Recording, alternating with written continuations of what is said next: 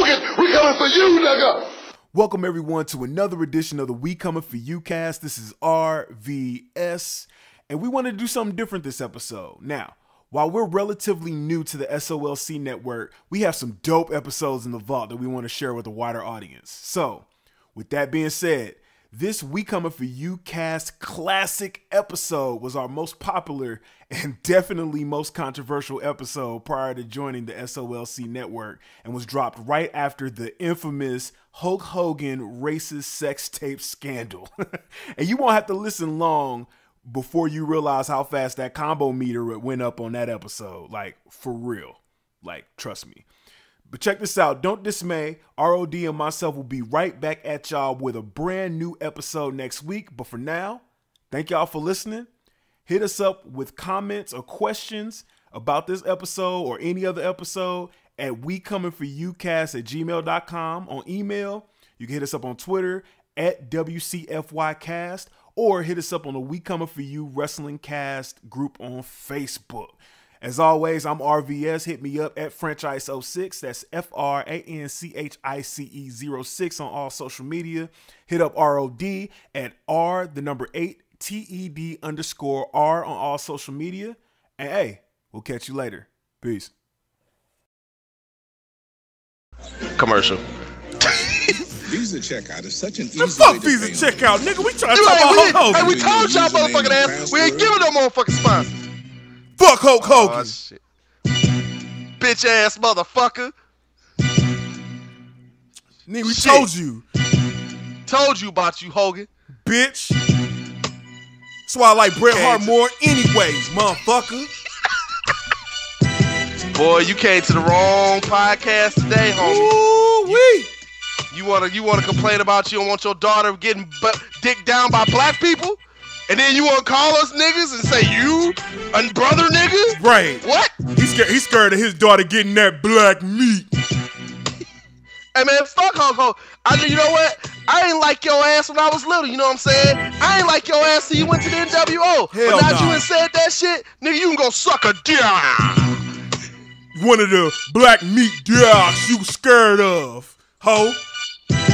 Bitch ass motherfucker. Yeah, we using the introduction to our podcast to flame Hulk Hogan, cause that bitch ass motherfucker wanna say he don't like black folks. Yeah. But guess what, motherfucker? You on a wrestling podcast with two niggas. From a black dude's perspective.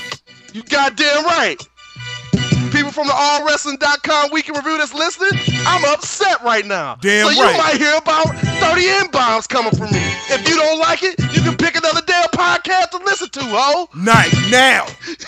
Knuckle. And it's gonna be more than 30 from me. I'm gonna drop at least 872 of them. Knuckle. And you know what? I'm sorry, one. but I'm not. Shit. I'm saying knuckle, like Hulk Hogan said, knuckle like he was trying to keep his teeth white or some shit. Oh, bitch ass. Fuck. Hey, man. Fuck Hulk. This old racist motherfucker. Man.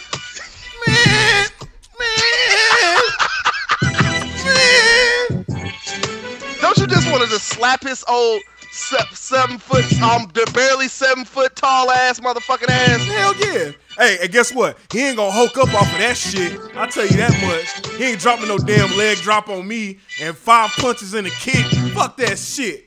No, he ain't gonna be able to drop shit. Cause I think I'm gonna just get the burner and shoot his ass. Yeah, we got gun sounds in this motherfucking podcast, nigga. It's like that. Hogan, it's like that. It's beef. I ain't appreciate that shit. It's like that, homie. That's why It's Tupac like that. fucked your bitch, you orange motherfucker. Hey, about how many listeners did we just lost just with this first minute? Some people were like, It was like, hey, we was fucking with him until they went in on Hulk. Come on, y'all gotta understand, man. Hulk Hogan, we have a whole segment dedicated to you. As a matter of fact, you are the icon of this prestigious award. And you guys know what it is. It's the You Fucked Up, You Know Your Ass Is Doomed award. You know your ass is doomed. And this podcast has been brought to you today by that prestigious award. Yeah, man. Hey, we might not talk about shit else. I know some cool shit happened in wrestling this week. We ain't gonna talk about shit else though, because not only did this motherfucker say what he did, but there's so much backlash from it. Like, there's new shit coming out of most shit he done said. And guess what? We ain't no 8-foot tall basketball $1 billion having motherfuckers either. So we really about to go in on him because he just said he hate RVS and ROD and we coming for you Cass. I feel some kind of way about that. Oh, yeah. Hey, it's like that, Hogan. Hey, you in trouble tonight, man. Hey, B-Train. Hey, you take it off tonight, man. You got a break, bro. Homie. You got a break tonight. Hey, you got a break for the night, homie. Tell Sami Zayn, tell your roommate Sami Zayn to rest up. You know what I'm saying? We want to see him on the main roster. You know what I'm saying? Tell Paul to let you sleep tonight because you get to sleep sound tonight. We not talking about you. We talking about bitch ass motherfucking Hulk Hogan. Yeah, Hulk Hogan, you done fucked up all the happiness in my life right now by explaining that you don't like black people. Dude, fuck you, Hogan. Fuck your stupid ass extensions. Fuck that stupid ass red outfit. Fuck them stupid ass boots you be walking around in. Fuck that stupid ass mustache you got. Fuck your stupid ass endorsements that you got from WWE. Hey man, fuck your career. And as a man, fuck you and the hole you crawled out of, bitch. And fuck Hulk Hogan as a staff record label and as a motherfucking crew. And if you fucks with Hulk Hogan at this point, then fuck you too. Booker T. Man, just let Booker T talk to this nigga real quick, man. No, I got somebody else that's gonna talk to him real quick. Oh, shit. See, you done went and got Ving Rhames pissed off, motherfucker. We take what we want, and after we take Lex Luger and the Giants, we want the gold, sucker. Hulk Hogan, we coming for you, nigga. Oh, yeah. For you, nigga. For you, nigga. You done fucked up, Hogan! We take what we want, we the realest in the business. We want the gold sucker. Hulk Hogan! We coming for you, nook. We take what we want, we the realest in the business. We want the gold sucker. Hulk Hogan! We coming for you, nook. We take what we want, we the realest in the business. We want the gold sucker. Hulk Hogan! We coming for you, nook. We take what we want, we the realest in the business. We want the gold sucker. Hulk Hogan! We coming for you, nook. Coming for you, nook.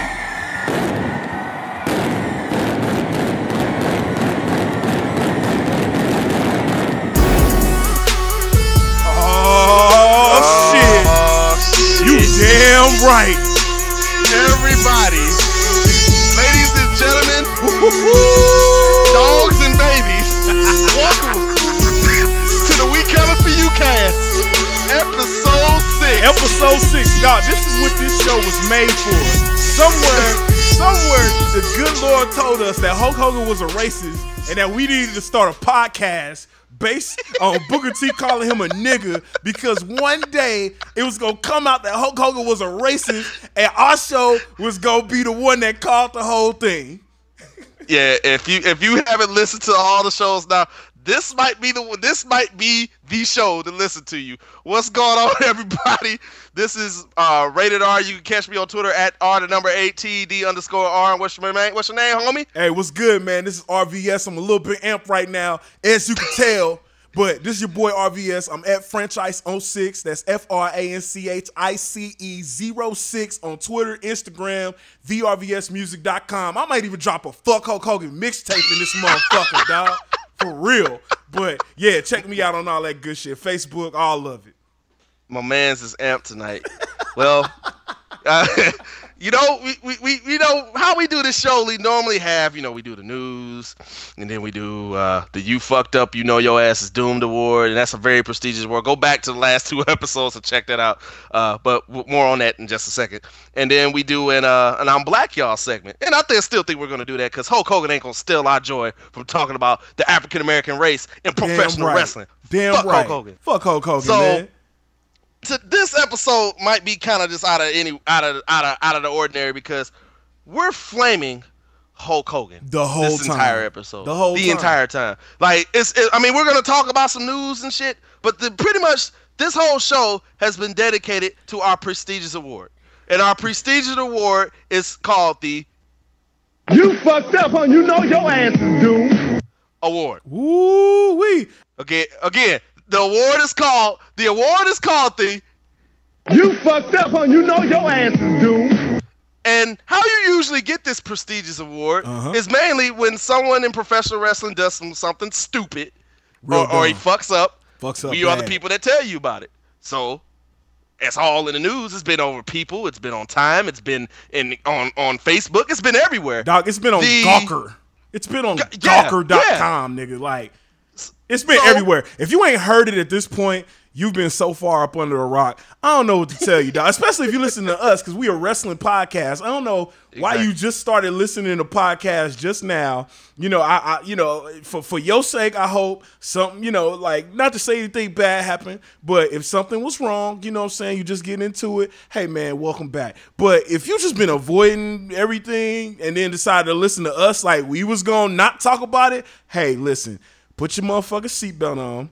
Put your helmet on, get you a snack, I would say like a nice fruit cup, you know what I'm saying? Maybe an apple with a side of peanut butter, lock yourself in. You know what I'm saying? Get a nice juice box, a Capri Sun, preferably, and strap yourself in because we about to go in on this motherfucker. Fuck Hulk Hogan.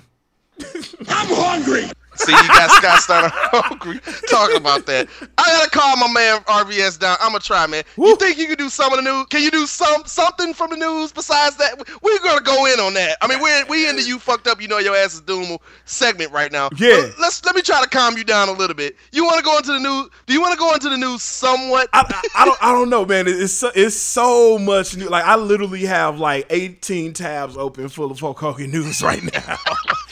But yeah, man. Well, hey, go ahead. Let's do a couple cool news segments, and then we can go into it. Well, let's get into the news.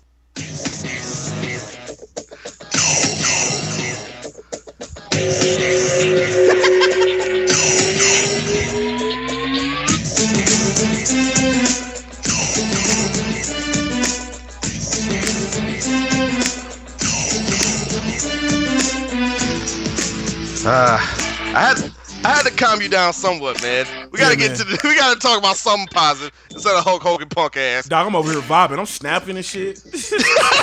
I'm over here vibing. In case anybody was wondering, we bring this up every time. I know this music you're hearing is Harlem Heat music, but this theme's music that was actually played on a legitimate news show on CNN. If you would like to know more information about that, please check out episode 4. Yes. But this music came straight from CNN headquarters. Yep. CNN newsroom, baby. I think matter of fact, as a side note, I think they play CNN newsroom during the day now. Oh, they do? Yeah, that's some bullshit. But they don't play that damn theme music. No, I'm about to say they sure in the fuck don't, because they don't own it no more. They can't no more. Well, RVS, man, give us a news story that we could try to not flame Hulk Hogan with right now. All right. Let's see. I'm gonna go to my trusty news website. Well, shit. You know what? It's not an actual. Well, I guess it's definitely news. But if you saw Raw last night, did you see Raw last night? By the way. Yes. Okay. So first thing we could talk about is John Cena suffering a broken nose on Raw last night. Man, listen. Basically, I'm gonna read the story. On Monday's edition of WWE Raw, which took place in Oklahoma City, WWE United States Champion John Cena suffered an injury during the main event. The headline bout of the evening saw Cena defend his WWE US title against the World Heavyweight Champion Seth Rollins. During the latter portion of the match, Rollins caught Cena with a legitimate knee to the face that busted Cena's nose badly. The nose was so badly broken that the announcers were forced to acknowledge it on air as they used it to sell the drama and physicality of the match, and pointing out how tough and durable Cena is as United States Champion. JBL said twice during the main event that Cena was one tough son of a bitch, Michael. Son of a bitch, yeah. So, yeah, and then they showed the footage of it. Man, Seth Rollins connected with a solid knee. He connected with a solid knee to Cena's face. And, yeah, man, he had a broken nose for sure. What you got to say, RLD? Here's my thing, man. All right. RBS, you know I am like not the biggest John Cena. I'm the biggest anti-Cena person you could possibly talk to I know. On this side of the Mississippi River. Right. Okay? Like, I can't stand that man. Right. Tell you what, though. After last night, I think all that has ceased and desist. What? Whoa. Dude, man. Dude, Man, hey, what? Hey, this dude finished the match with a fucking broken nose, man. Yo. I thought this whole hustle, loyalty, and respect crap was just a gimmick crap. Dude, if I got a broken nose, I couldn't pick up some motherfucking paperclip. You know what I'm saying? This fool took a damn suplex off the top rope. Yes. And then finished the match with a broke nose. Yes. Like, I don't know what it's like to get a broke nose, but it looked like it's pretty fucking painful. That look But like it's John bad. Cena has my respect as a man, and I'm a believer now, man. Man. Hey, that did it. Yo. And the reason why I'm so positive, because I just got done watching it, Yeah. and I couldn't believe what I saw, man. Like, dude is tough as nails, dude. I respect everything that man does for this industry. This dude came out here and finished. He got checked on. He didn't finish the match. He didn't go in the back. He didn't run away. He didn't end the match early. Right. He went ahead and said, no, let's finish it. And he did that for us, for Right. the WWE, for the fans. I can respect that, man. People came up and paid money to see Cena, and you know what? He fucking delivered. Right. And I got nothing but respect for him now, man. What Yeah. you got to say, RB? I know it sounds crazy, but Hey. I'm sorry. Dude, coming from you, I'm like, whoa. Hey, that's flooring. But I mean, I feel the exact same way, man. I've actually had a lot of respect for Cena for a little while now, man. Like, during this whole U.S. title run, like, the whole thing with Kevin Owens, that was dope. I wish their match at Battleground wouldn't have, ended clean necessarily, because mainly I want that feud to continue. But you know what I'm saying? I've had a lot of respect for John Cena for a little while, and I mean that just kind of showed, like, John Cena. I guess I kind of gained respect for John Cena when he was on Stone Cold's podcast. That might have been like last year and a half ago now. But when he sat down with Steve and explained, like, hey, man, I understand why people don't like me. People don't like me because they keep putting me in the same situations with the same people, and nothing new happens. He was like, I need new. John Cena said it himself. I need new partners to dance with. Period. Yep. He was like, if I get new partners to dance with, then things will be a lot better. People's views of my character will change. And you know what? WWE did that, and that's exactly what happened. He was actually able to go out on a limb and showcase more of what he's able to do, or not even, like, he might not have been able to do half of this shit last year, but like even with him adding moves, like, people talk about his 5 moves of doom all the time. He has more than that now. Yeah, he has more than that now, and it's been a constant, like, every time he has a big match, he pulls something new out of the sky. Something new. So I agree. You know what I'm saying? That shows you that, hey, man, he's trying to get better, and he's trying to appeal to the audience that didn't like him before. So exactly, they gave me a lot of respect for Cena, a long time ago. I mean, him as a character, gets kind of stale, but him as the dude, you know what I'm saying? Like, I'm gonna put it this way, man. We gonna go into it later, but I mean, if there's anybody that's gonna replace the statue of the dude that we gonna talk about for the majority of the episode, it's probably John Cena. So Mr.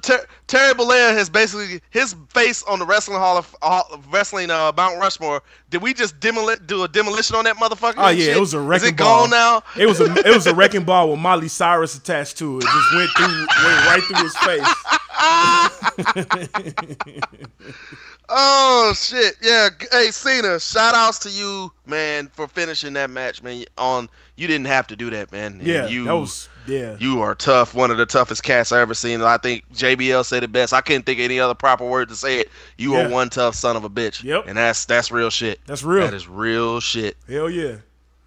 Oh man. All right. Well, let's it's kind of news as well, but WWE Battleground was in St. Louis this past weekend, both of our hometowns, and then yes, sir. WWE Raw was in Kansas City, your current city. So right. I'm gonna bring up this story where it's talking about one of the main players from both Battleground and WWE Raw, Brock Lesnar. So, oh hell, Brock Lesnar is scheduled to appear on Raw next week. As announced on Monday's WWE Raw broadcast, Brock Lesnar will be returning on next Monday's WWE broadcast from the SAP Center in San Jose, California. So yeah, Roman also. Side note, Roman Reigns and Dean Ambrose versus Bray Wyatt and Seth Rollins is being locally advertised for the September 29th WWE SmackDown taping in Albany, New York.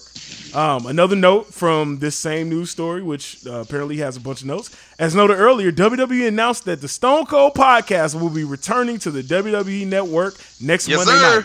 And immediately after next Monday's Raw, WWE Diva Paige will appear on Steve Austin's live WWE Network show. Too. What's up? I have a major bone to pick with her fucking ass. Whoa! Too. I'm sorry. Wait a minute.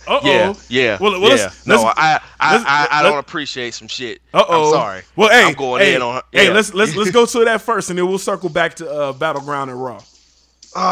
Okay. Paige.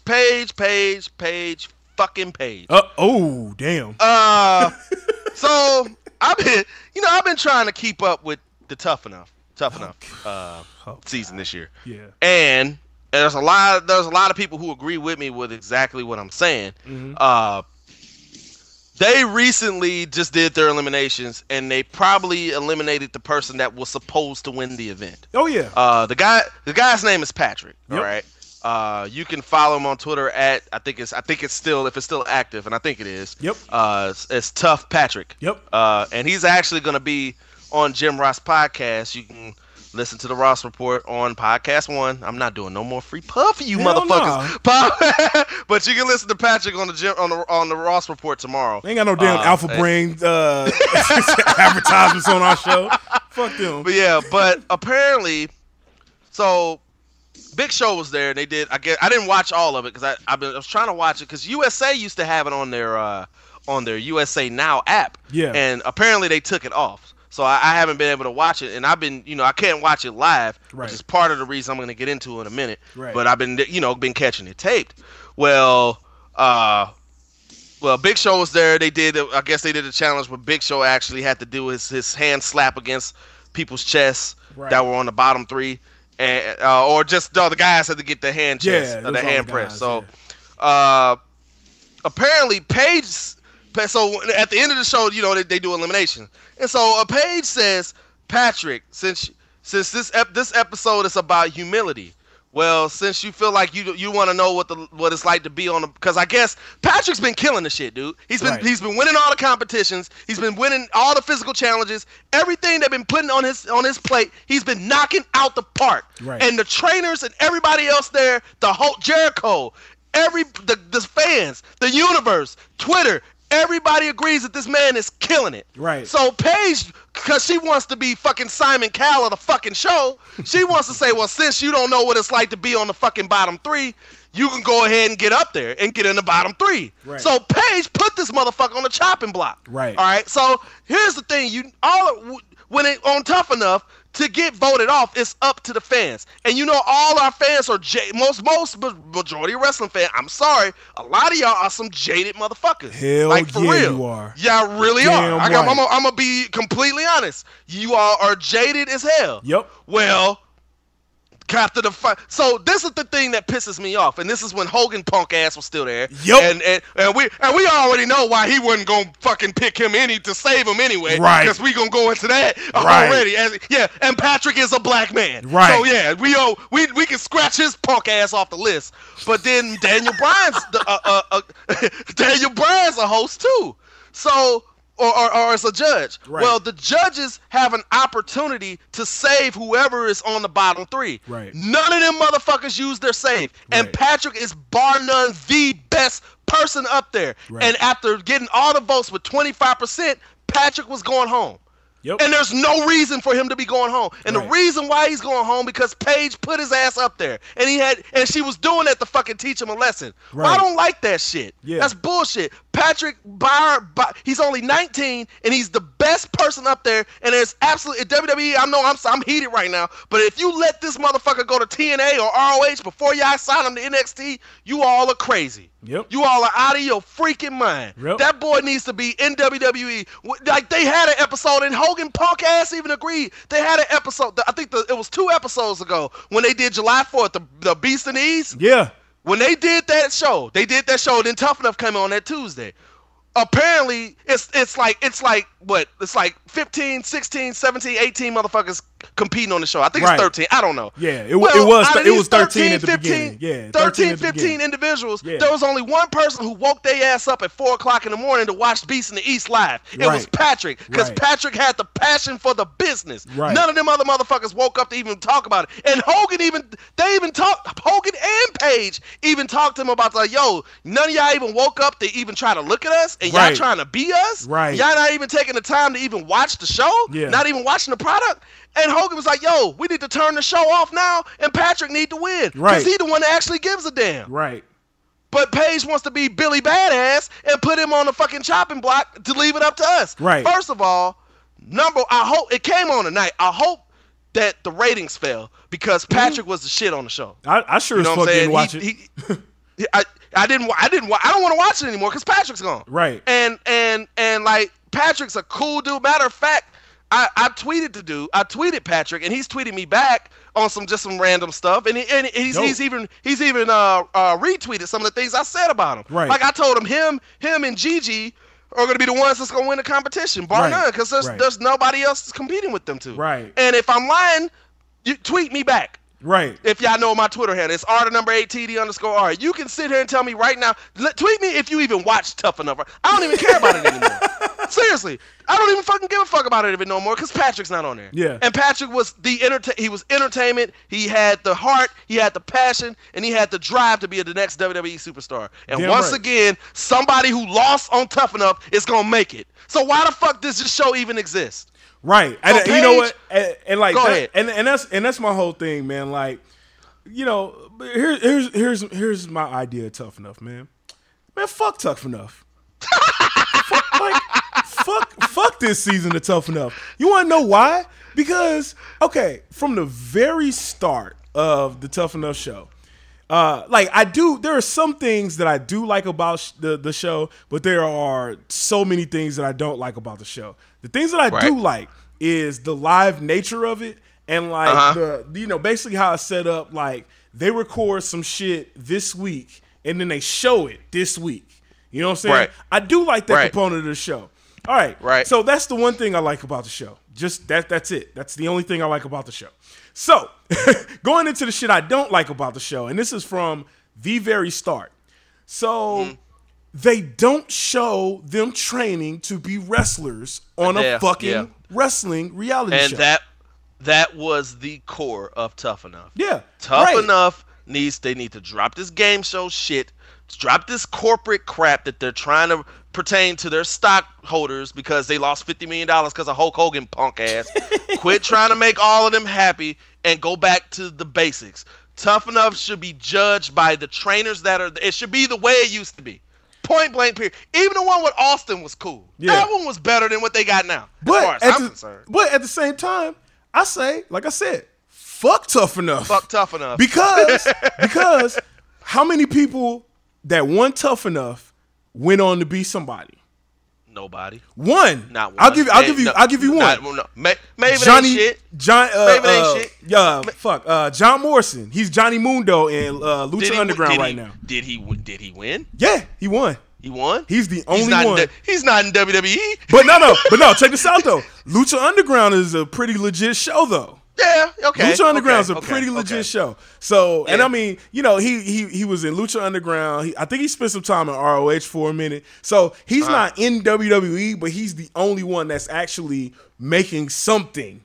Like, he's doing a lot better than all of the other motherfuckers that actually won Tough Enough. Yeah, so then I agree. So then the other thing about Tough Enough is just like, hey man, I'm cool with Pat. Like, I think I actually called this. You know, like 1 or 2 episodes in, I was like, you know what? Patrick, I said Patrick is going to get eliminated from Tough Enough. I thought it was just going to be because he was black. I mean, let's be honest. I thought he was just going to get eliminated because he's black. And he was actually going to go on and be the motherfucker who lost Tough Enough, but actually became a good wrestler. You know what I'm saying? Right. They went on to prove me absolutely correct. You know what I'm saying? Like, so, at this point, I really don't give a fuck because the other, just the whole thing with Patrick and like the other thing with the Tough Enough show is, Patrick was an independent wrestler before he came to Tough Enough. Everybody in his independent organization talked about how humble he is, right? That's all they talked about was how humble he was. But what they did on the very, very first episode of Tough Enough was they, when everybody was standing on stage, they made a note to every one of the contestants like, hey, you need to be doing something to get noticed on the show. Which, here's my fundamental problem with that. You edit the motherfucking show. How do I know that this person did something worthy of being on the show, or you just decided, hey man, we ain't gonna put him on it? You know what I'm saying? Like there was the one chick, Sarah Lee. I think she's still on the show.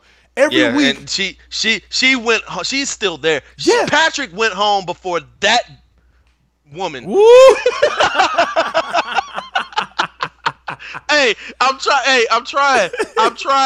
It's gonna be a very ferocious show tonight. There you go. It's gonna be a very ferocious show tonight, people. But they told them at the very beginning, look, y'all got to do something to get noticed. If you notice, going into like episode 2, 3, whatever, in between those episodes, Patrick started just being like, just outwardly, okay, I'm going to kind of be a dick, or I'm going to start talking shit to people, or I'm going to comment on how, how I want to bone the ladies using innuendo. Like, he immediately started that shit. Why? Because he had to. Because he knew that being a wrestler, like being a wrestler and being a wrestling fan wasn't going to win him the show. So the dude to be 19, he's extremely smart. And for that shit, for him playing the game, being the thing that got him eliminated, is some shit. Just like I said, he pretty much got eliminated because he's black. We all know black folks that do shit to play the game and they still get knocked out of the game. So dude, Booker, there you go. Booker T, Billy Gunn, Lita, Jericho, the fans, everybody who's playing a part. Authoritative part minus punk ass Hulk Hogan and bitch ass Paige and bitch ass Daniel Bryan said that they picked the wrong person to go home. Sarah Lee should be at home right now. Yeah, not Patrick. And she wasn't even in the bottom 3. And this show should not be up to the fans to send who wants to be. What the fuck do we know? Absolutely, we don't know nothing about these kids. Y'all know more about them than anything else. Like, let's cut the crap. Like, you all know that dude had talent. And y'all crazy if y'all just gonna let him just go somewhere else and not give that man an opportunity. Exactly. Because he didn't make it on a fucking stupid ass game show. Right. Are you serious? Because I guarantee you, if Tough Enough had the original format, there ain't no you can't sit here and tell me Steve Austin would not like that cat. Right. You couldn't sit here and tell me that. Right. You couldn't. You could not sit here and tell me that. Exactly. You couldn't sit here and tell me that Steve Austin. You couldn't sit here and tell me that Hugh Morris would not have liked that cat. Right. I'm sorry. Right. I'm sorry. I mean, all the actual trainers liked him. Like even WWE.com put it up on their website talking about, oh my God, this was a shocking elimination. Yeah, you let the shit happen. You know why? Because you turned the shit into a stupid ass American Idol reality show. Stupid. And not only that, but because of the format of the show, you turned off the actual wrestling fans 3 weeks ago. Like I did, I asked on Twitter probably like episode 3 or 4, hey, who's actually watching Tough Enough? I had so many people that are watching Raw, watching Ring of Honor. They just watch people that just watch the G1, the Climax, and motherfucking New Japan, like pure wrestling fans. Everybody was like, man, fuck that show. So I mean, in reality, that's how Patrick went home, because the fucking format of the show is so stupid that the actual wrestling fans don't want to watch no more. So now it's up to a bunch of motherfuckers that's like, I just kind of don't like the arrogant black guy. Right. And there you go. Now he goes home, and he ain't even arrogant. Right. No. Yeah. In the back, kind of back to what you previously said about when y'all told him to talk shit. He wasn't talking shit. Right. Everything he said was factual. Right. He backed up everything he said. Right. Nothing he said was was false. Right. And he backed it up, and everyone agreed with him. Right. He didn't say anything disrespectful to anyone. Right. He spoke the fucking truth. Right. That MMA motherfucker, he probably could fucking beat Patrick ass. Right. But he wasn't afraid of him. Right. He wasn't, and he said what he had to say to him. Right. And yes, Patrick was winning the competitions after his ass was. Right. And after that MMA motherfucker wasn't winning nothing else, that motherfucker was quiet as a goddamn church mouse. Exactly. But that's the thing. That motherfucker started out talking all the shit. That motherfucker all Tanner, shit. He talked all the shit. So don't talk to me about somebody need to learn humility, because the only reason Tanner learned humility is because he started fucking losing. That's the only reason. He started getting his ass whooped by Patrick in the competitions. And these stupid ass competitions that don't have nothing to do with wrestling. And two more points. I know we stretching this tough enough, but there's two more points. Paige, what makes you qualified to be a damn judge already? What happened? You won the Divas title twice, and you were NXT Women's Champion. Okay, so critique the women, lead the men to the men. Patrick, you was just doing that to be a fucking asshole. I'm sorry. And then if you know what you like, honestly, I'm gonna say she killed the show, because now he's gone. Nobody's really gonna watch now. Now that pretty much destroyed it. Like, nobody's gonna watch the shit now. I don't want to watch it. And my second point is, WWE is all about being innovative, being on top of the curve as far as media, as far as technology, as far, with the WWE network, social media. WWE runs it. Like, me and you both know that, right? Right. So if why are we taking a concept where the #1 show that used to do this exact same concept is fucking canceling this year, and y'all gonna follow them? Right. That don't make no damn sense. Right. You serious? You're going to do a concept where a show that used to do this exact concept is ending. Right. This American Idol is done this year. Right. But you all going to do the same fucking concept? Really? Yep. Some things do not need to be exact. Some things don't need to be cookie cutter corporate bullshit. Wrestling sometimes just needs to stick to wrestling. And that's where WWE messes up at sometimes. I think did we hit it home with Tough Enough? Pretty much. We just ranted about Tough Enough for about 20 minutes. Right, I'm about to say. Patrick, man, if you out there, check us out. We coming for you, cast, man. You cool with me, bro. Yeah, you should have, and you know what? Gigi should have gave you a chance. You right. Right. I like her too, though, bro. Right. I like her too, though, but go ahead. Yeah, man, Patrick, we gonna send you a tweet from at WCFY. If you see that, man, check out the podcast, see what we talk about. You might agree with us for the rest of the stuff we talking about on the show. But before we get into that, man, just we don't got to go through the whole thing. But what was your broad overview about Battleground? Since we got to see it live in St. Louis. It was a decent pay-per-view. The St. Louis crowd was great.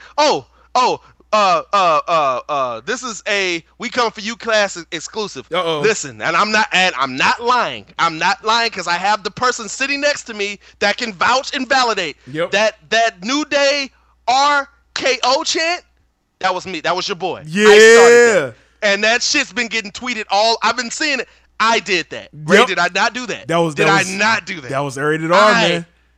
I created that chant. No one else, because I did it. And I sit and listen. Dude, I couldn't believe it. Yeah. It was crazy. I was like, holy crap. The whole arena's doing this shit. Dude, and I mean, it started like we up in the cheap seats, man. We just in the house. Like, we ain't got no, we ain't on TV. We just in the house. And yeah, that was a hell of a chant that got started. Yep. Especially because Randy was getting so much shine at the crib. So, hey, man, tips that I had to RLD. I haven't watched it on the network yet. So did it come through over the TV pretty well? You know what? I haven't watched it. I'm gonna have to check that out. I don't know. I'm gonna have to check it out. Yeah, because if it came through, if it came through over the TV, then we just gonna have to give you more shine than that. We're gonna have to just play that chant and just be like, yeah, right. We're gonna have to play that one out. We have to put a video on YouTube with them doing the chant and then your face on it, smiling. But overall, the pay-per-view, I mean, of course I'm biased because I was there and it was in my hometown. I thought it was a solid pay-per-view. Randy Orton and Sheamus had a very good physical match. Kevin Owens and Cena tore the house down. Oh my god! As usual. I mean, what more do you expect from those two guys? Right. The shocker at the end, everybody knows Undertaker pops up out of nowhere. Yep. And does this thing, dude. That's St. Louis has been the hot spot for a lot of shocking and just overall just historic events in pro wrestling and in pro wrestling and in WWE big time. I mean, most definitely. You had Raw. You had the first ever Hell in a Cell was in St. Louis. Right. Raw 1000, St. Louis. You had the return, the Sting making his debut in St. Louis. The Rock's first WWF title reign, St. Louis. Was in St. Louis. St. Louis is it's a historic city for pro wrestling. And I know right now St. Louis is when my hometown is shunned, and we have this outcast with all this killing and stuff that's going on there, and it kind of hurts to see that. You know, it's nothing new. You know what I mean? RBS, we always hear about, you know, the killings and stuff that's going on, but I know it's taking that backlash from that, but like I said, St. Louis is a great city for pro wrestling. Right. If you're there and if you're in St. Louis, you go to a indie pro wrestling event or go to the next wrestling event that comes there, you're bound to see something. The chances of you seeing something groundbreaking is going to be epic. And again, just the lineage and the history of wrestling in St. Louis and in Kansas City for that matter too. In Missouri. It's Missouri is a hotbed for professional wrestling. You kind of don't see it anymore because, I mean, let's face it, pro wrestling's not what it used to be. It's not the it thing to do. You know what I mean? So, but if you are a wrestling fan, you owe it to yourself, and you live in the Missouri area, Kansas City, St. Louis, Columbia, wherever, you owe it to yourself to check out a wrestling event. Yeah, most definitely. And I mean, even Stephanie mentioned wrestling at the Chase. You know, the old Sam Munchnick territory where you know all the greats came through. I mean, Harley Race is from the Kansas City area. You know, Ric Flair used to come through here. Dick the Bruiser. You know, cats like that back in the day that used to be mainstays in St. Louis, and Bob Orton. You know, all these cats, man. So that kind of gives you a perspective of, you know, why we like wrestling. Like, it's kind of in our pedigree, you know, here in St. Louis, and why we enjoy wrestling and why things like this happen in WWE.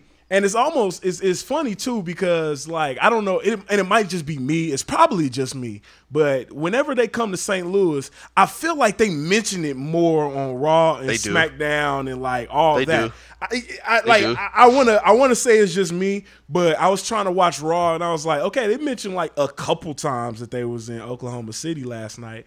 And sometimes, other than the hashtag, I don't really know where they at. So yeah, man, you know, I think they show St. Louis some love. They show Kansas City some love. Kansas City got the Undertaker versus Brock Lesnar, fucking fighting all over the place. The fucking fight from hell. Yeah, they was fighting Power and Light and shit. Yeah. They was down in Soul Cantina and Martini Corner and shit. They gonna go out to Mosaic. Oh shit, that's what I meant to tell you. Oh. Shout outs to the guys that I'm going to be working out with. Okay. To the Regal Twins. Yeah, what's up? The Regal Twins were the first responders. They were two of the security guards. You saw those two blonde head cats with the ponytails? Yeah. That's them. Oh shit. I didn't notice them. Yeah, that was them. Oh man, that's dope. Oh, shout out to the Regal Twins, man. I didn't even realize that. Yep, that was them. They were the ones, they were the first responders to the Undertaker, Brock Lesnar, Donnybrook that happened here at the Sprint Center in Kansas City. Oh, that's man. They doing big thing. I'm happy for them cats, man. Hell yeah. They was trying to get on Tough Enough. Tough Enough told them this bullshit. WWE told them they were overqualified. That makes no fucking sense. Hey to man, me. And like I said, actually it does. It makes all the sense in the world. Because like I said, it ain't no wrestling show. Fuck Tough Enough. Like they're like the Regal Twins. They're good enough that probably give them a couple years. I would say, you know, let them go to Ring of Honor for like 4 or 5 years. Like I'm like probably in the next couple years they could probably make it to like Ring of Honor, something like that. Then NXT, like bring them in real quick. Like those cats are good now, and their potential is pretty high. So, you know what I'm saying? Honestly, I think WWE knew what was going to happen going into Tough Enough, and they like, let's kind of try it. They were like, basically they knew USA was going to be like, hey, put a bunch of people that would be good for a reality show on here, not necessarily wrestlers. So, I'm actually surprised that WWE kept it real. You know what I'm saying? And told them cats like, you're over. Hey man, you're not what we're looking for this show. We're looking for a couple goofballs that'll be entertaining for an hour every week. And then we're going to do like the last winner of Tough Enough and have Vince McMahon slap him in the face and Stone Cold stun him. Jericho's probably going to put the motherfucker in the lineman tamer, and we're never going to see that motherfucker again. Exactly.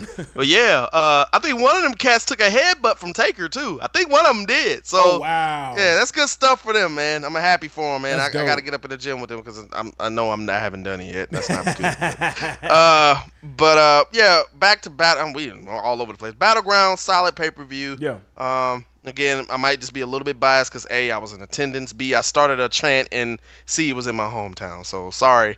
And I thought that Monday Night Raw was pretty. Overall, both crowds, St. Louis and Kansas City, tore the joint down, and I appreciate that. Yep. Missouri, stand up. Thank you for showing out for WWE and showing that Missouri is a hotbed for pro wrestling. Damn right. Most definitely, especially because there was a Raw last year that came to St. Louis, and I wasn't able to go. I was still living in Columbia. By the way, I just moved back to St. Louis for the people that didn't know. You know, so I'm back in the Lou. I'm like 5 minutes from Scott Trade, so I was like, I have to go because it's right in my backyard. So, you know, like last year there was a Raw there, and the crowd wasn't as hot, and motherfuckers on Twitter went in on St. Louis crowds for this past year. First thing, after that very first match with Sheamus and Randy Orton, I tweeted, yo, is this St. Louis crowd loud enough for you motherfuckers?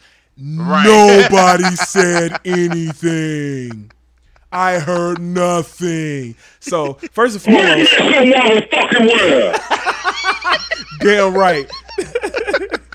Meet me in Walnut Park if you got something bad to say about that shit, motherfucker.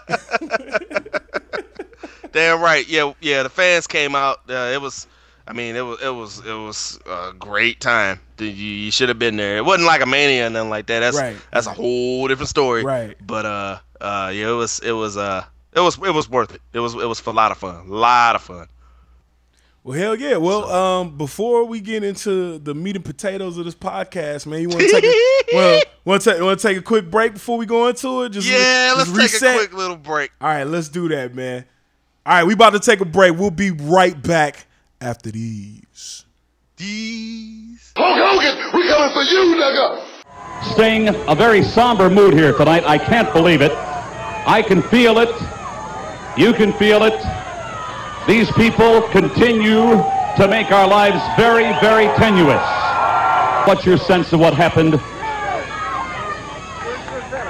I am not at all surprised. What happened last night, I'm not surprised about coming from the two outsiders. But I will say I am very, very surprised at you, Hulk Hogan. But I should have known. I should have known when you were traveling to every town in that big fat limo. I should have known because you didn't want to travel with the Macho Man, the Total Package, and the Stinger. You were too busy making big movies and coming in for a little cameo appearance. You were too busy walking on the dark side. I should have known when you referred to the Macho Man and the Total Package and me as three little dogs waiting for a chance to wrestle the great Hulk Hogan. I should have known when I looked into your eyes. Do you know something? I made a mistake.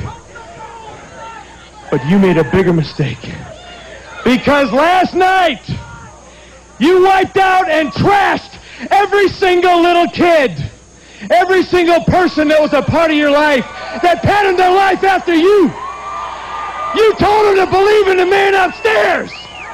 You told them to say their prayers and to take their vitamins. You told them to believe in themselves, and you know something? It's a good thing you told them to believe in themselves because they sure as heck can't believe in you. By the way,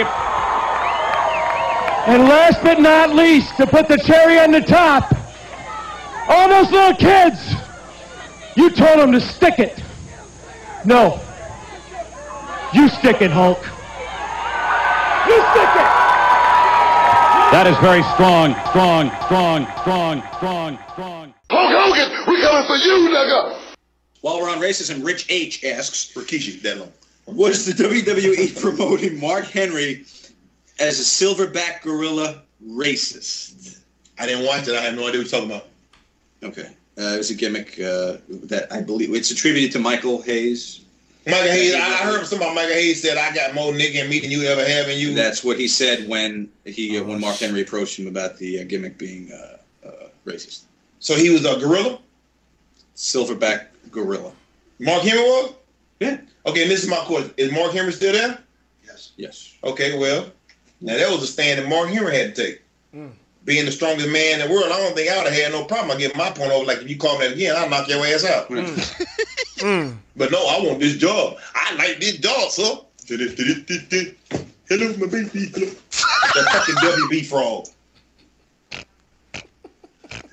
Yeah. Oh, the little. Oh, yeah. Okay. That'd be a good fucking gimmick, Mark Henry. Paint your lips like that. Be like, hello, my baby. Hello, my doggy. Hello, my red. Man, what the fuck? I mean, you think I'm the strongest man in the world? I'm gonna let somebody like, I'm gonna let anybody call me nigga in front of a locker room full of motherfuckers, and you gonna be able to tell, so you be in a coma. Is Michael Hayes more black than Mark Henry? Yes, he is, baby, and so is the Dream, baby. Speaking of which, Fox asks, hey Jack, do you think that fat fuck Dusty Rhodes was hating on you when you pulled that fine ass white rat? Yes! When he said, thank you. You ain't got to say no more.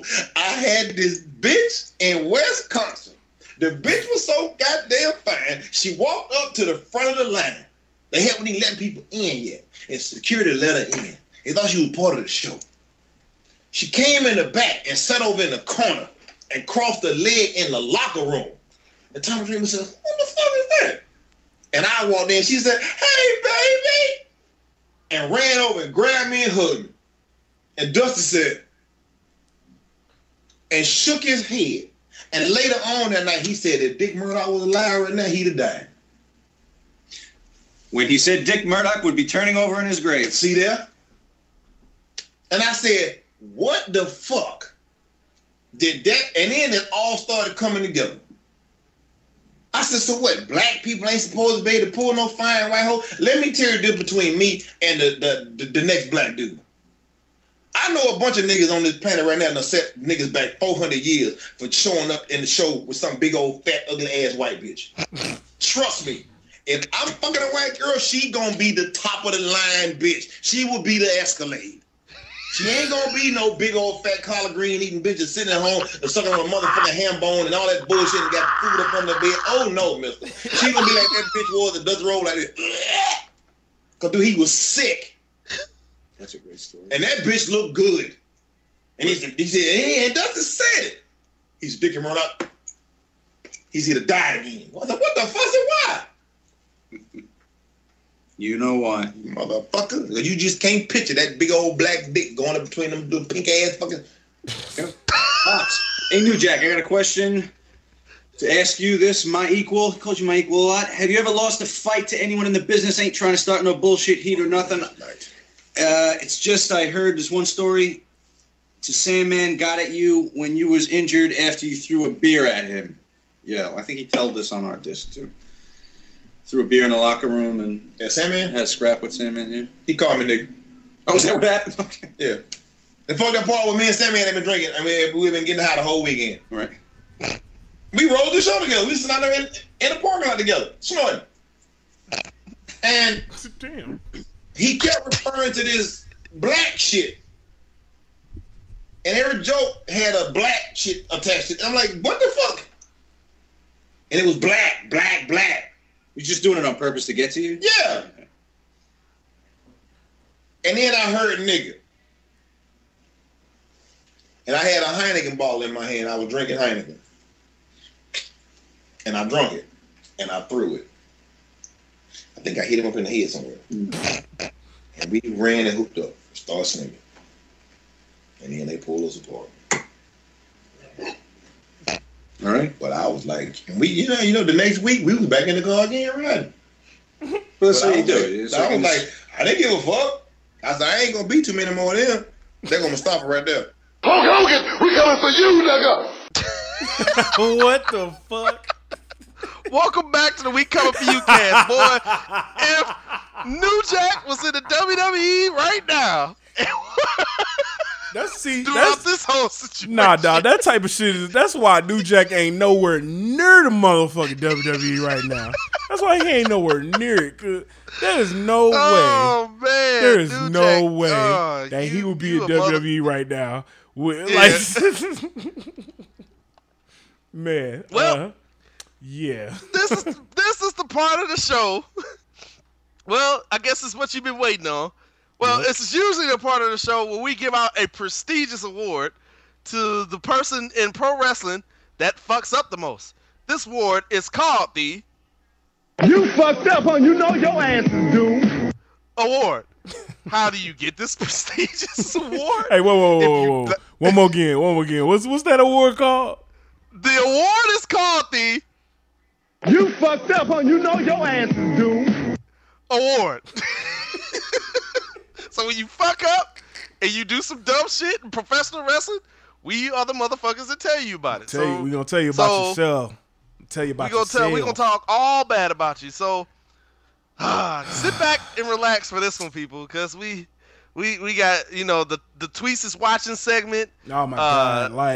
And this prestigious, so the You fucked up, huh? You know your ass is doomed. Award this week goes to man. Who you think this award go to? Man, who you think? Come on, man. You think the award goes to? He go to Hulk Hogan. Hulk Terry Bollea, a.k.a. Thunderlips, a.k.a. a.k.a. Rip from No Holds Barred, a.k.a. Santa with Muscles, a.k.a. Mr. Nanny, a.k.a. the motherfucker from Thunder in Paradise.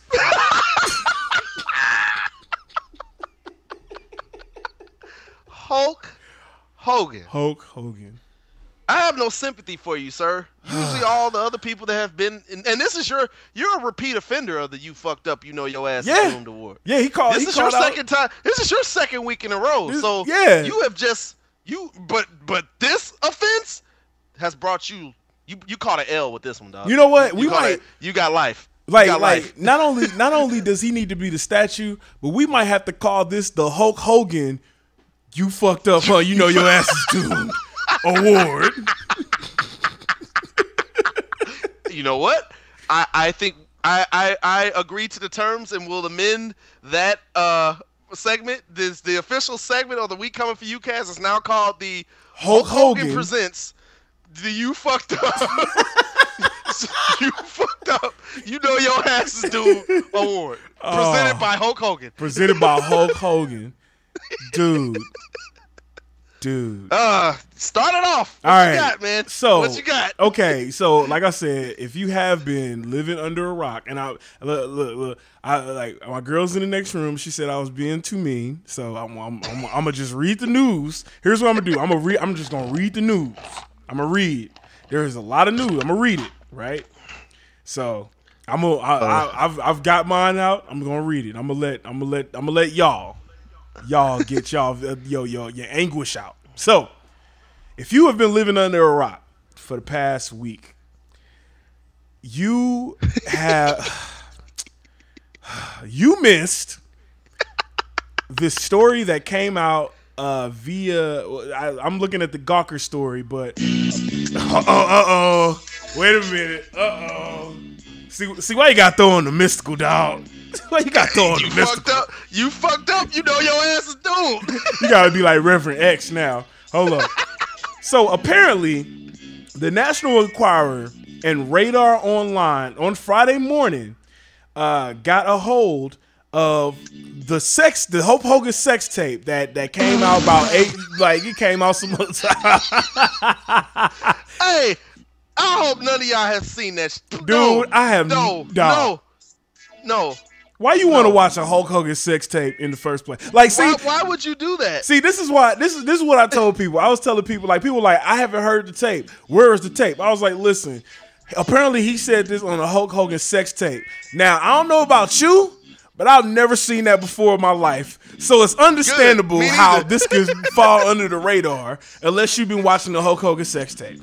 However, National Enquirer and Radar Online on Friday morning got a hold of sealed transcripts in which Hogan, real name Terry Bollea, refers to black people as fucking niggers and admits that I am a racist to a point. Yes. Fuck Hulk Hogan. Dog. Dude. I'm just going to keep reading this news story. The Enquirer and Radar have published excerpts from transcripts submitted to a Florida court overseeing Hulk Hogan's $100 million lawsuit against Gawker Media. Well, which is being reported by Gawker, so that's kind of messed up. Anyway, in the transcripts reportedly transcribed from a sex tape depicting Hogan having sex with the wife of a Tampa area radio shock jock, Bubba the Love Sponge Clem, which was his best friend at the time. Let's not forget that he had sex with his best friend on tape. Right. Or Bubba the Love Sponge was taping Hulk Hogan having sex with his wife. Whatever that freaky weird ass shit. Whatever was happening, it was completely weird. But anyway, the wrestler reportedly discusses his daughter Brooke Bollea's business and personal relationships with a quote-unquote black billionaire who apparently offered to fund his daughter's music career and the billionaire's son. Here are some excerpts. Should I say them in Hulk Hogan voice? Yeah, go ahead. Hey. All right. And I quote, I don't know if Brooke was fucking the black guy's son. Hulk raved, the sources add. I mean, I don't have double standards, brother. I mean, I am a racist to a point. Fucking niggers. But when it comes to nice people and shit and whatever, I mean, according to sources, he also said, I mean, I'd rather that if she was going to fuck some nigger, I'd rather have her marry an 8-foot tall nigger worth $100 million like a basketball player. I guess we're all a little racist, fucking nigger. Wow.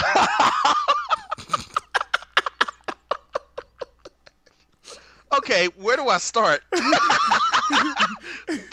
First of all, you little nasty motherfucker, you.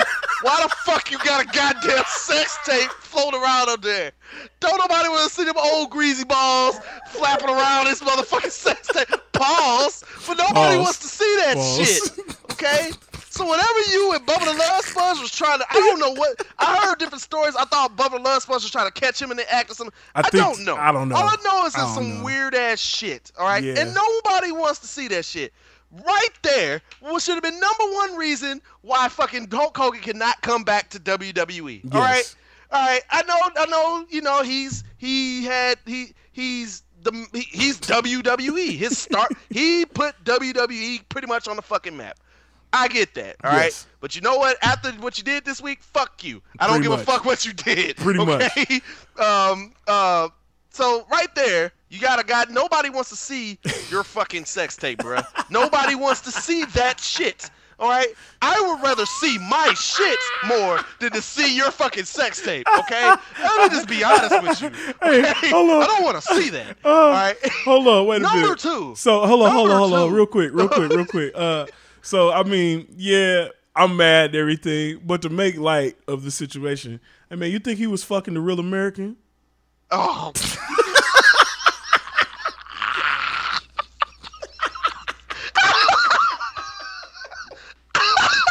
Hey, you think he was flexing in the mirror when he was? You know, your guess is as good as mine, homie. I don't know, don't want to know, don't care to know. If any of you cats have seen that, you do not tweet us at We Coming For You Cat and CFYCat. Do not, or else you're going to be on the next B-Tray segment or the You Fucked Up, You Know Your Ass Is Doomed. You'll be headed to You Fucked Up, You Know Your Ass Is Doomed award because we'll be flaming your ass for watching this stupid ass sex tape for one. You think? All right. Hey man, you think he hulked up after she topped him off? You know what? This is just too much here. It's not even going. I don't even want to go into the words Hulk Hogan and getting topped off shouldn't even be coming out your mouth right now. That shit shouldn't even be in the same fucking conversation right now. Topped off and Hulk Hogan shouldn't even be. Them motherfuckers need to be light years away from each other. Motherfucking Hulk Hogan needs to be Pluto. Topped off needs to be fucking Venus. They don't need to be nowhere near each other. Okay. I don't even want to know. That's so ridiculous, man. Yes. All right. So if you didn't know, Hulk Hogan also got erased from WWE.com. Got Benoit. He got Benoit. Yeah, if you want to call it something, he got Benoit. He got erased from the site. He not on the Hall of Fame page no more. He ain't on the alumni page no more. They acting like Hulk Hogan didn't exist, which brings me to a really, really funny meme that I posted on Facebook, and I'll probably have to post that again. But the meme said, "Hey, remember that time at WrestleMania 3 when Andre the Giant tripped over himself?" And it's 3 pictures of Andre the Giant getting slammed by nobody.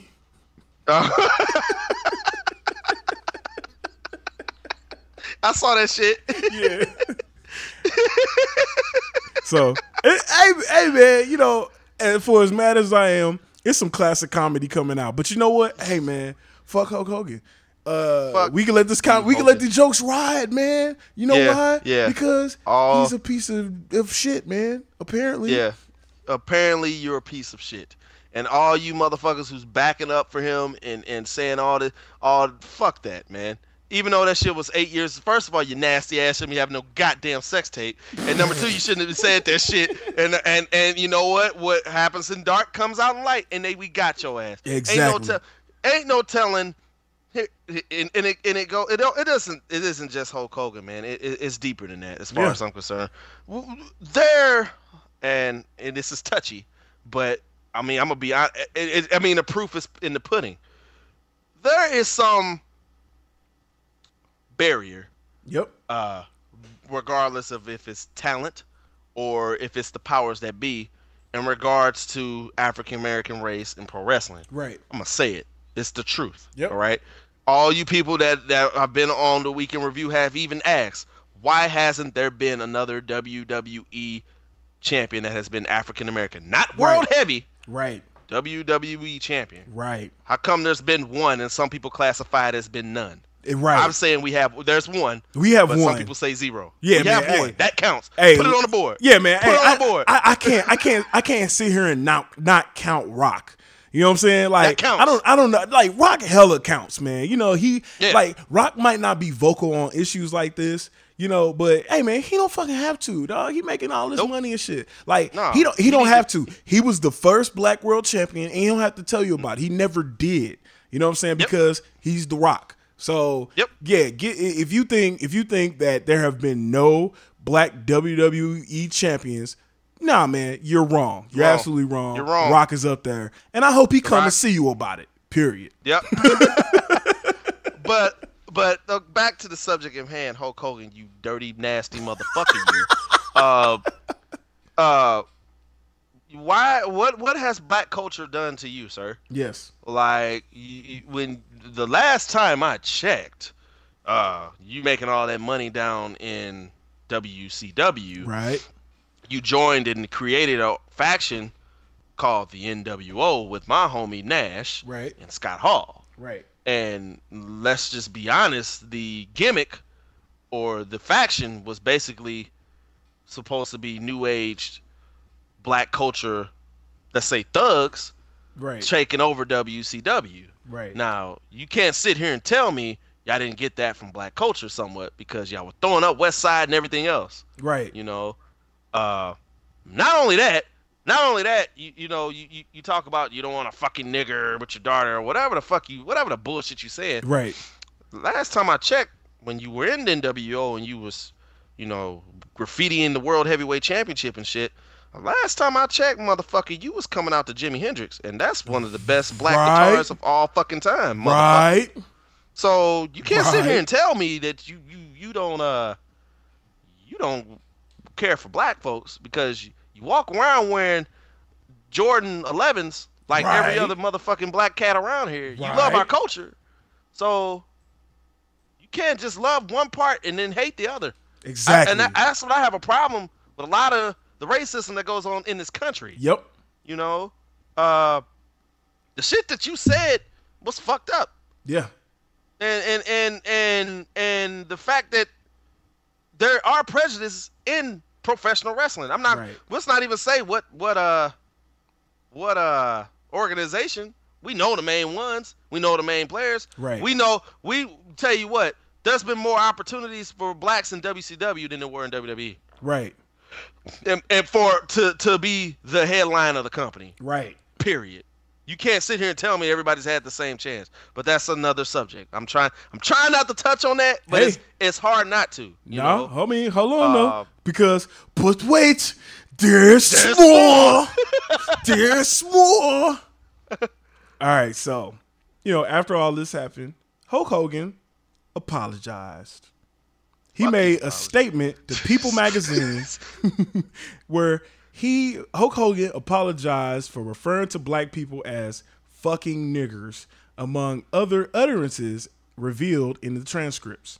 He said, and I quote, 8 years ago, I used offensive language during a conversation, brother. It was unacceptable. Do you want me just to play the clip?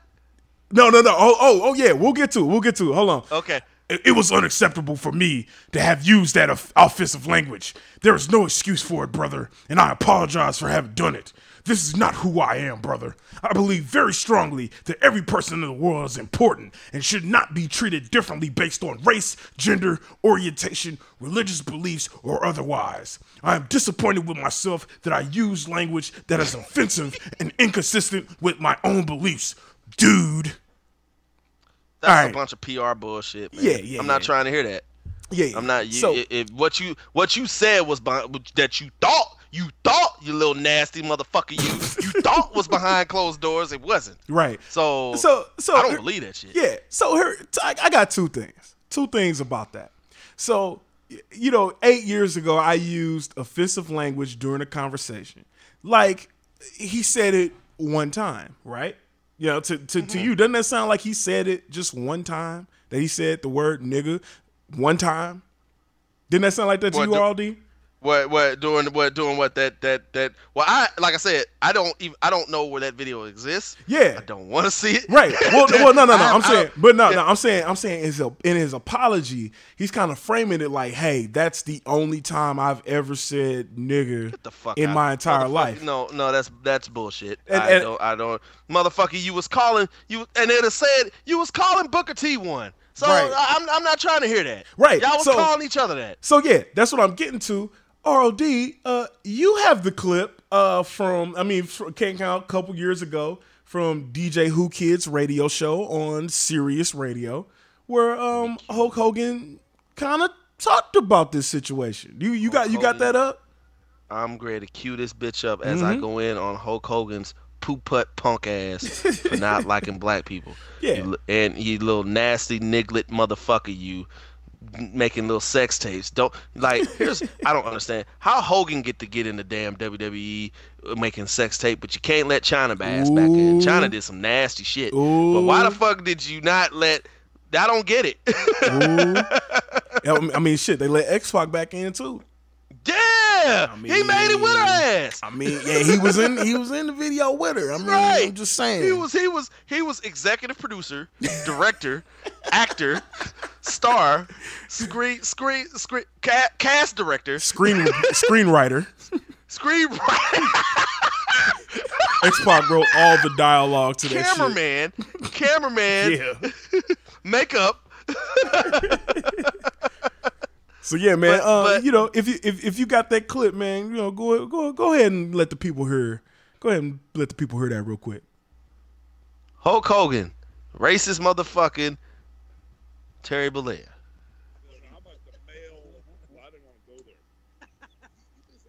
Years, any black guy ever said, "Yo, you my nigga," like you my nigga, Hulk. Well, Booker T used to do that to me on TV.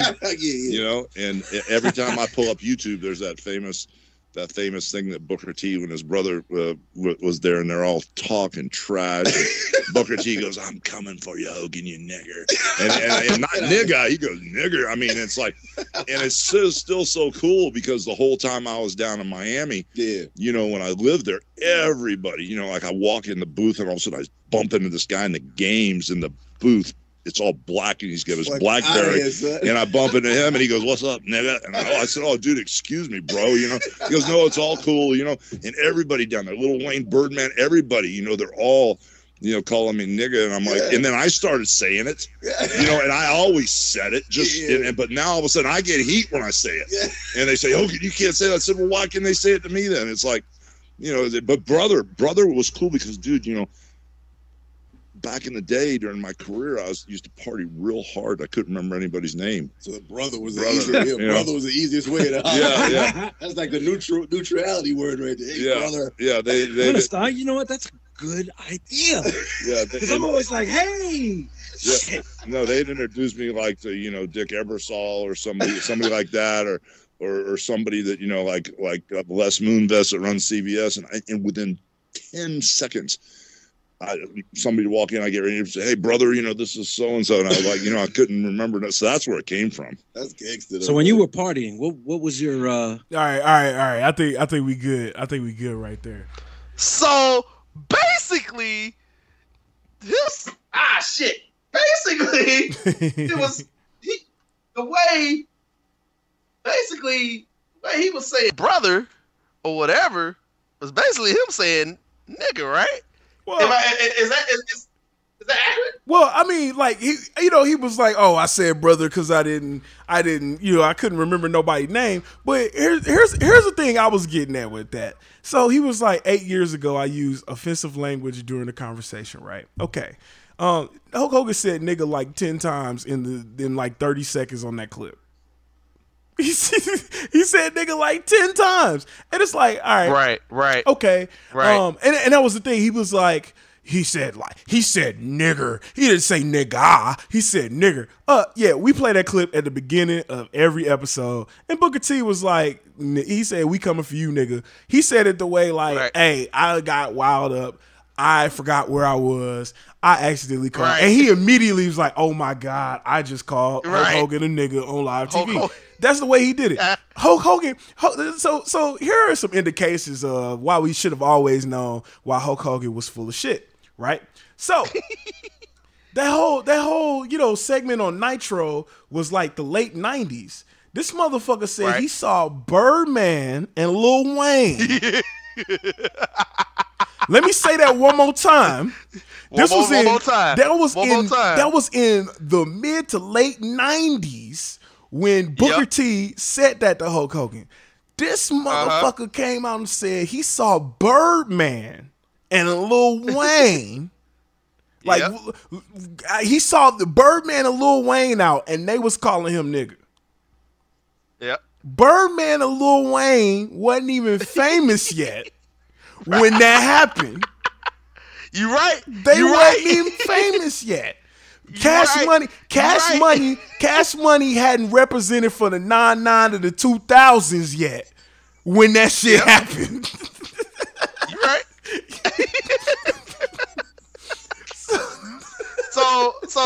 So Hulk, you feel that just because Hulk Hogan, Lil Wayne and Birdman bumped into you and they calling you that and it's been going on that's okay? Right. You feel that's fair? Now that's the stigma that's going around this country now. And it's because of Birdman and Lil Wayne and motherfuckers like them that blast this shit out on fucking media and entertainment and rap, and it's in the culture.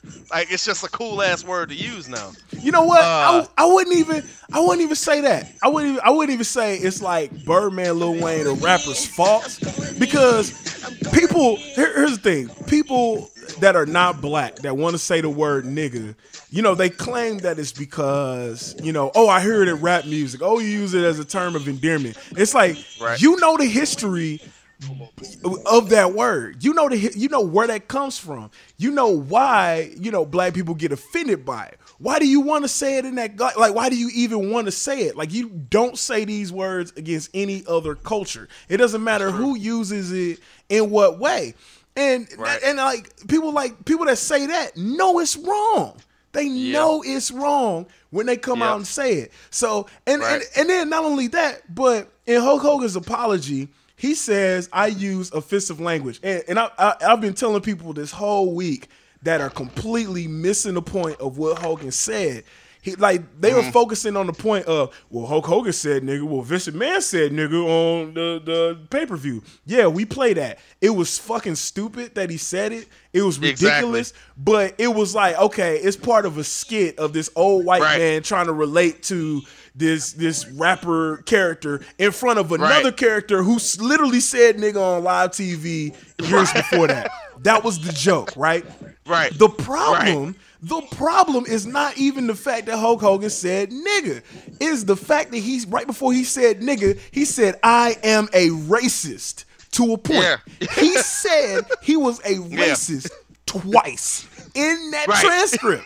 And then said nigga in a context of being racist. So when people say that Hulk Hogan is not racist, he told you he was racist. What don't you understand? Right. He basically just, what's 1 + 1? It's two motherfucker. I'm racist.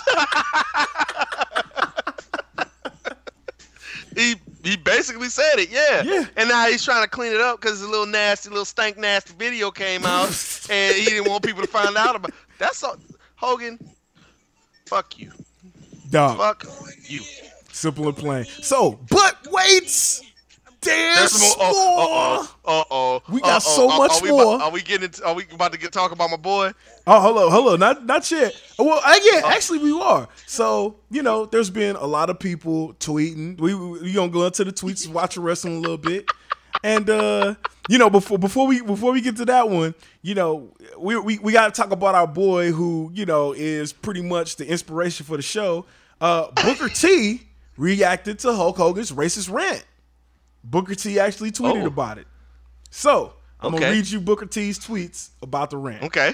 He says, I ain't going to do no Booker T voice because I'm just going to But he said, 20 years ago, I made a huge mistake saying something I shouldn't have on national TV. It's 2015, and the N-word should be eradicated from the English language, in my opinion. I am shocked by the statements made by Hulk Hogan. It's unfortunate, but that's something he's going to have to deal with. Yep. So that's Booker T.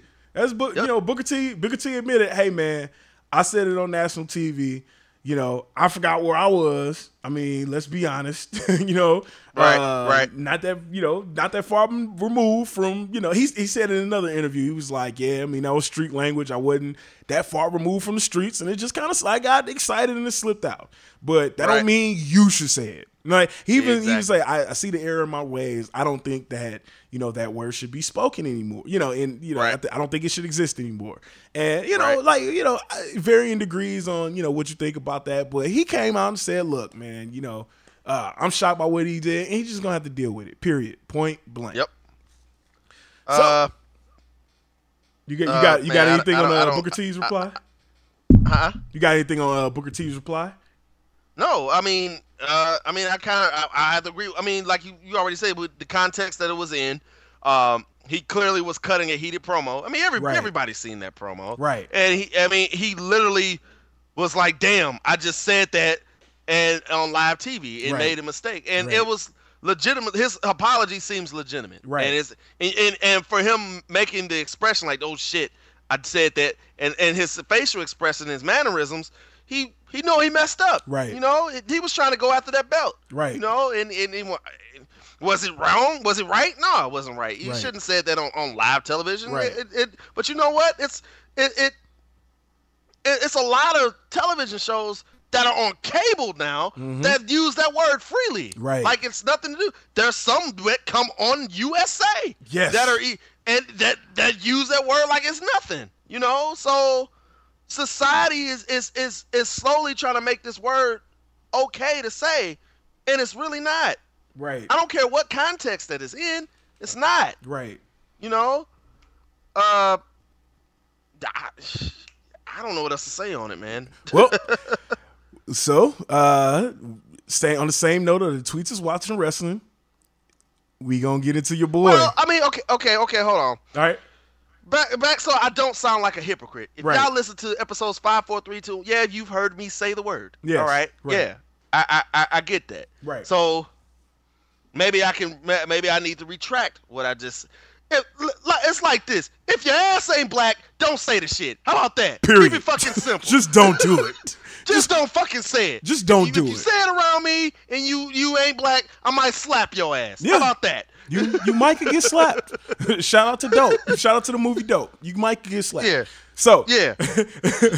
moving on in the next segment of Tweets Watching Wrestling, we're gonna talk about somebody else that has recently had a lot of problems with Hulk Hogan and has recently gotten banned from WrestleMania from talking bad about Hulk Hogan. We are going to talk about the tweet response of Big Papa Pump Scott Steiner. Holler if you hear me. All right. So, right after everything went down on Friday, Big Papa Pump tweeted a picture. It was a twit pic. And on this twit pic, it is the dictionary definition of karma. Oh, God. I kid you not. It is the dictionary definition of karma. And it says, number 1, in Hinduism or Buddhism, the concept of action or deed in Indian and Nepalese religions understood as which causes the entire cycle of cause and effect, i.e. the cycle called samsara, described in the Dharmic traditions, namely Hindu, Jain, Sikh, and Buddhist philosophies. The total effect of a person's actions and conduct during the successive phases of his existence, regarded as determining his next incarnation. Now, what Scott Steiner actually said on that toothpick, because you know he ain't say all that. You know he ain't say all that. So as for what Scott Steiner actually said on the tweet, he says, and I quote, "Now, does everybody believe me that Hogan is a piece of shit?"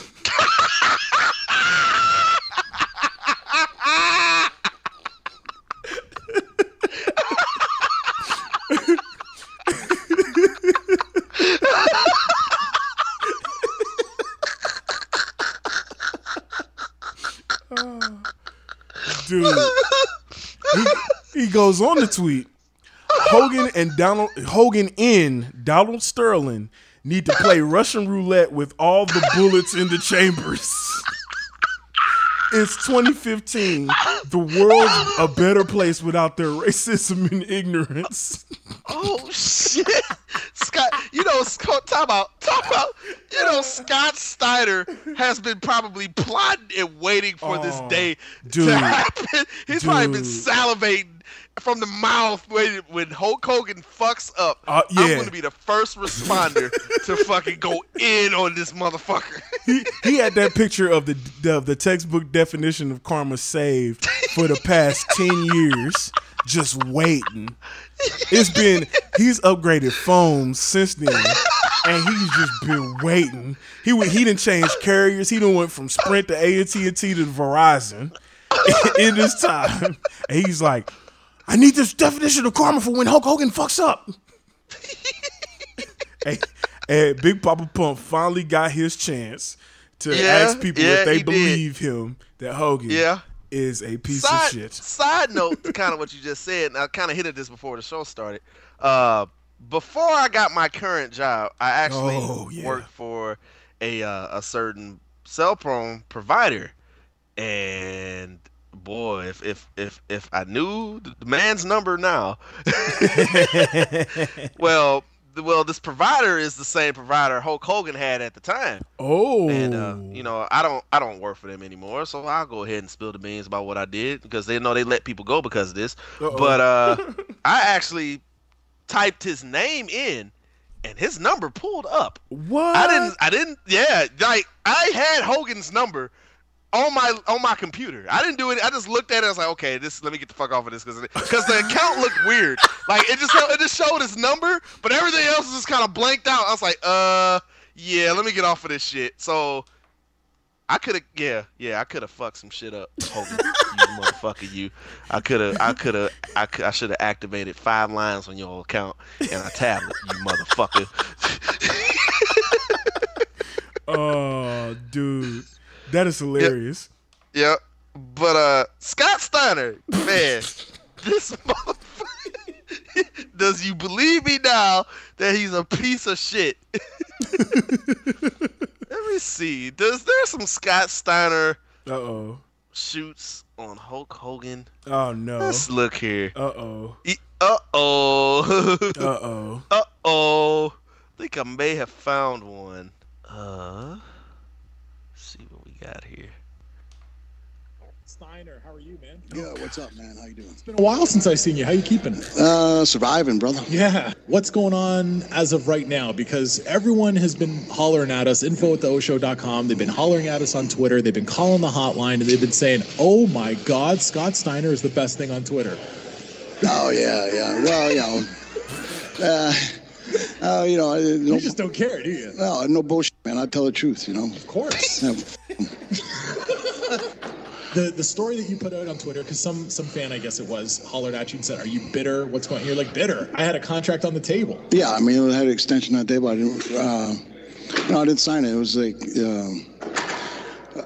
they came in and didn't respect the business, didn't respect the people in the business. So, and I've seen that before in WCW, and I've seen what happened in WCW, ran into the ground. So it was either, two choices to take, and it's like, I'm gonna be a part of the sinking ship again. I'm gonna say what I have to say and try to save it.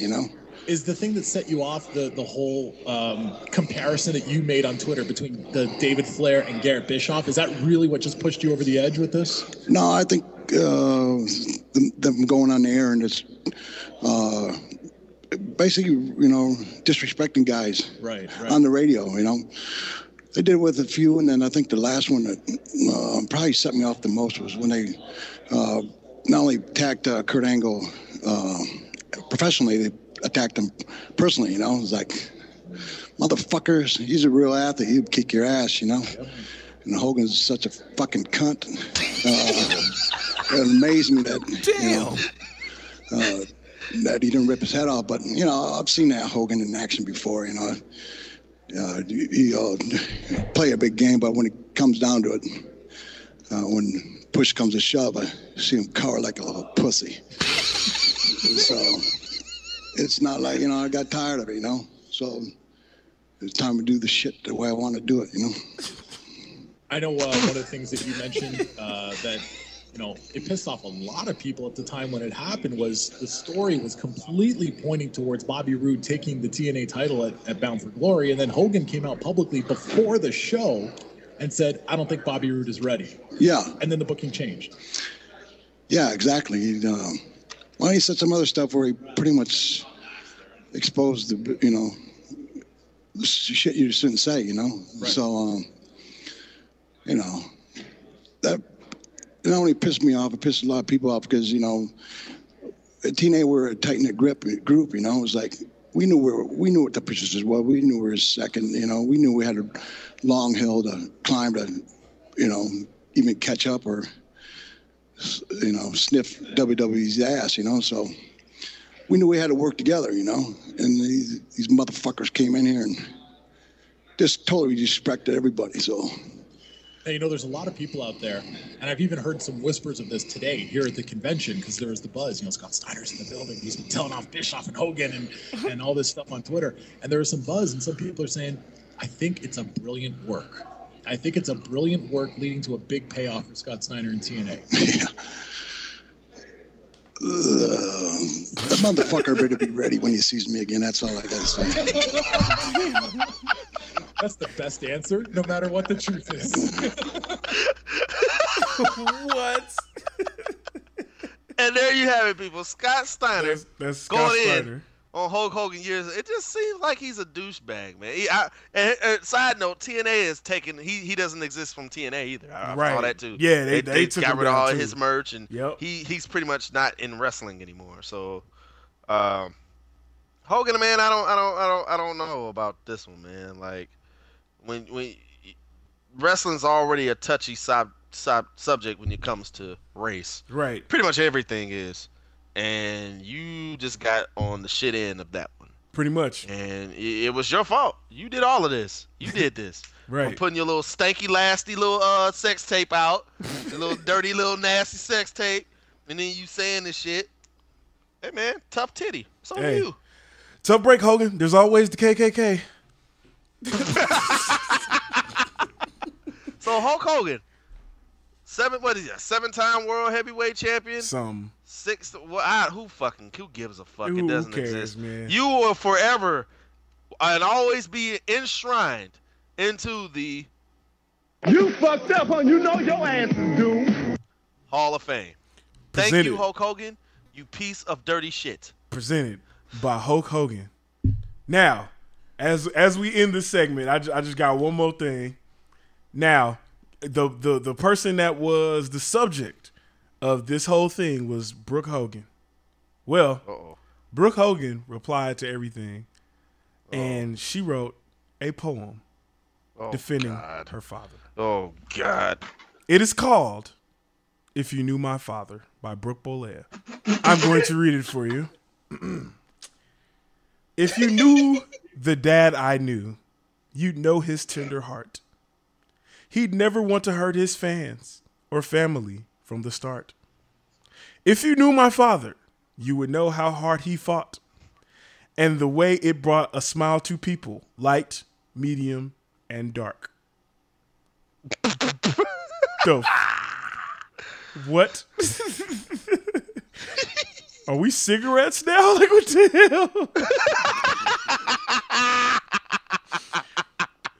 We always fight a battle that people never see, and sometimes when you're hurting, you don't think logically. Human isn't perfect, and perfect is not he. But I can tell you one thing, it's just not what it seems. Because if you knew the dad I knew, you know he raised me well. You should read this shit. You should read this shit like Lenny Poffo. Oh, shit. And then I went down the street. Went to Texaco. Because if you knew the dad I knew, you know he raised me well.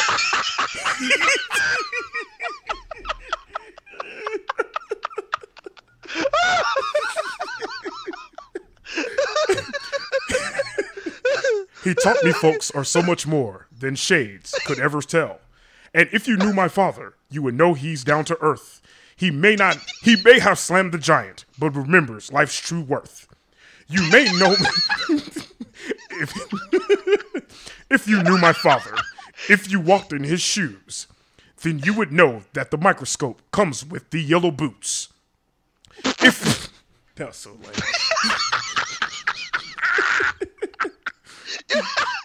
It's bullshit. If you knew my father, you would see your own in mine. And if he was your father, you could never find divide. What? That ain't like, look, man. I don't give a fuck what you think, bitch.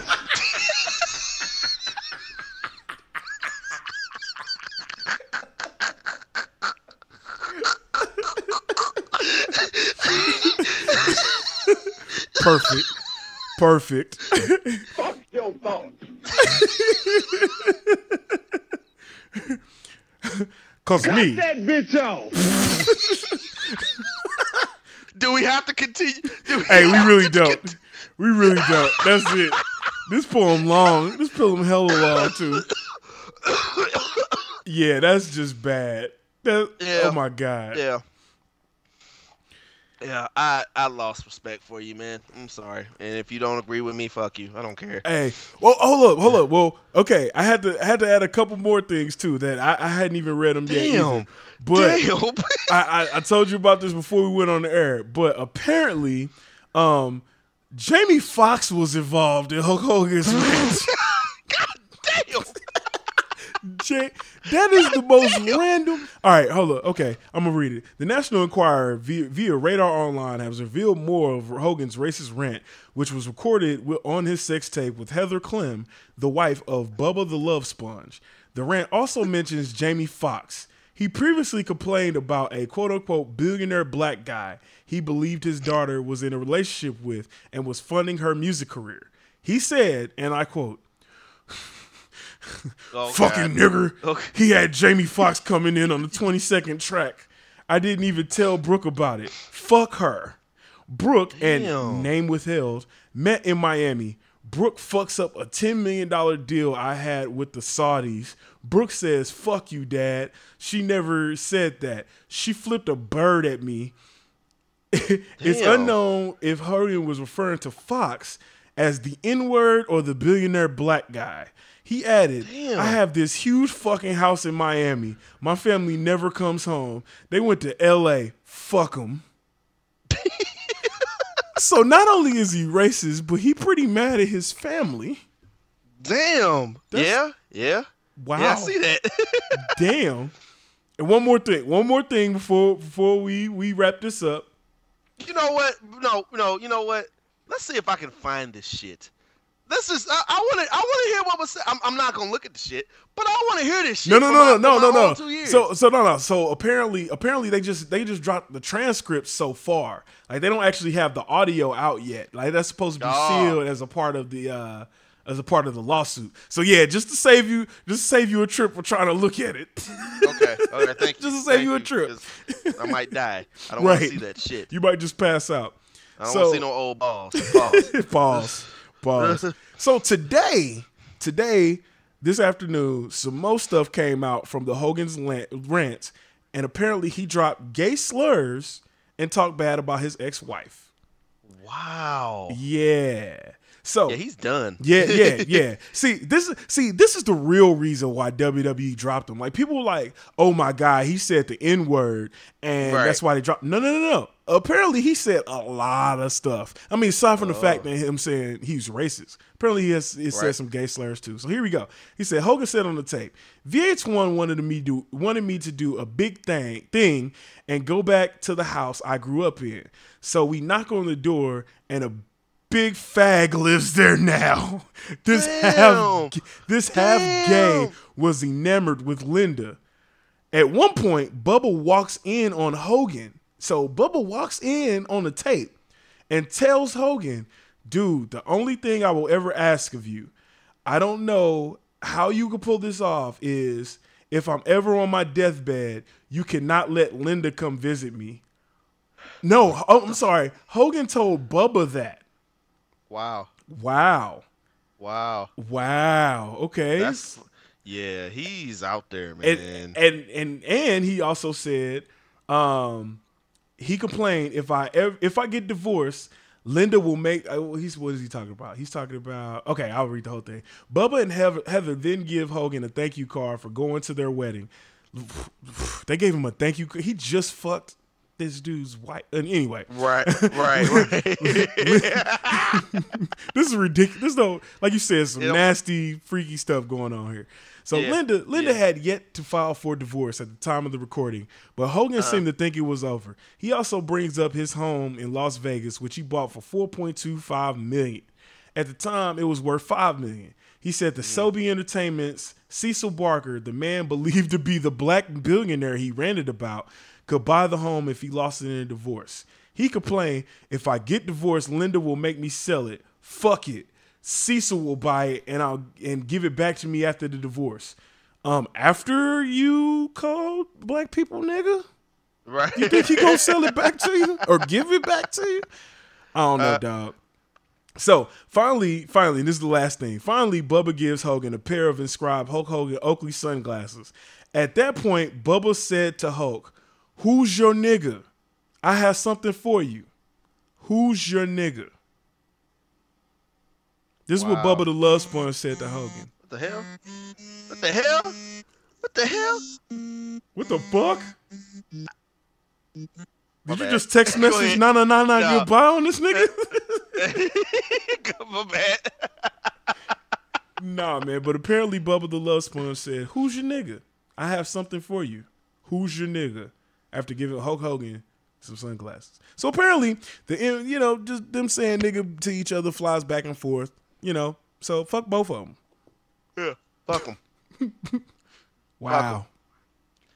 If we lost some listeners to the We Coming For You cast from this episode, sorry. Sorry, man. Sorry. We had to go in on this cat. Hey, man, Sorry. Consider this to be the after school special of We Coming For You cast episodes. We had to address this. We had to go in because we have to let you know, man, hey, that's not tolerated. And it's like I said, it's not even the fact that he used the word nigga. He said, I am a racist. Racist. Exactly. Like, so if you don't forget that. So if you support that fucker, well, fuck you too. Pretty much. I'm sitting here reading this shit. Dennis Rodman talking about some, let's support him. Fuck that. The motherfucker said he's a racist. Right. And he ain't racist. So why would you support that? And he ain't racist towards Dennis Rodman because he's one of the 8-foot tall niggas that Hulk Hogan is cool with. Exactly. Duh. Exactly. Right. Fuck him. Yeah, man. So in summation, this is why I always like Bret Hart more than Hulk Hogan. Because Bret Hart was, he did his thing in the ring. He was a hero. And at the end of the day, he married him a black woman. Yeah, he did. So black woman at that too.